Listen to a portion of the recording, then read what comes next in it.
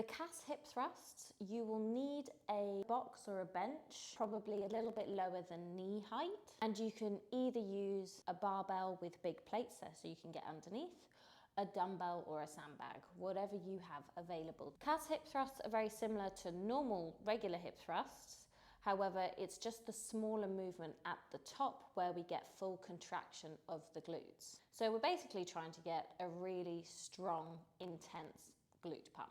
If you are using a barbell, I highly recommend either getting a yoga mat and wrapping it around the bar, or placing it underneath the bar between the bar and your hips, or using a bar pad. Otherwise, you might find that as you get heavier with the weights, it digs into your hips quite a bit. Just make sure that if you are using a barbell, it's placed where you want to get underneath it. So if it's slightly to the side of the bench, not quite in line with where your body's going to be, the bar is going to swing a little bit.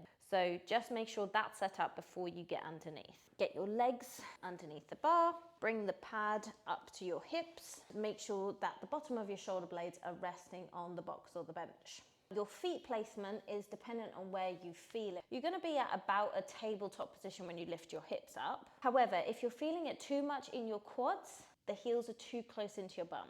If you're feeling it too much in your hamstrings, your feet are too far away from you. Hands are going to be reasonably wide holding onto the barbell. I want you to focus on first tucking in the tailbone so you're not extending the lumbar spine. Rib cage down, chin down as well. From here, you're going to lift up.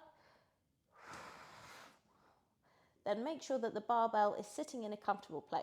What I like to do is I like to push the barbell forwards as I lift my hips up, so it's not digging right at the top of my hip bones. And the movement is going to start at the top. I want you to inhale through the nose, stop where your inhale naturally stops, and drive back up again using your exhale.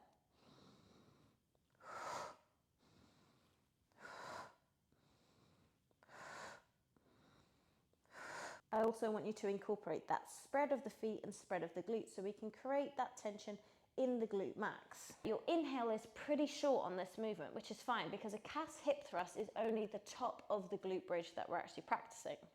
And what we want to do is just create constant engagement in that glute muscle. So you'll find that it's quite a fast movement. What's important here is your pelvis position.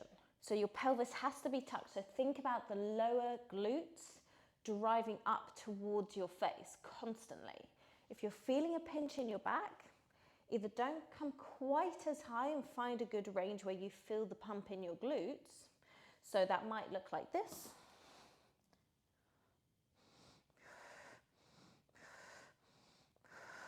Might look like this. If you are able to get all the way to the top, that's brilliant. Just stay in that range that works for you. If you don't have a barbell, you can use another weight as well. So I'll show you with a dumbbell. Exactly the same as before. Find that sweet spot with your legs so you can feel it in your glutes rather than your quads or your hamstrings. Drive up to the top of the movement and push the weight slightly forwards so it's not digging into your hips. And from here, inhale down, exhale up.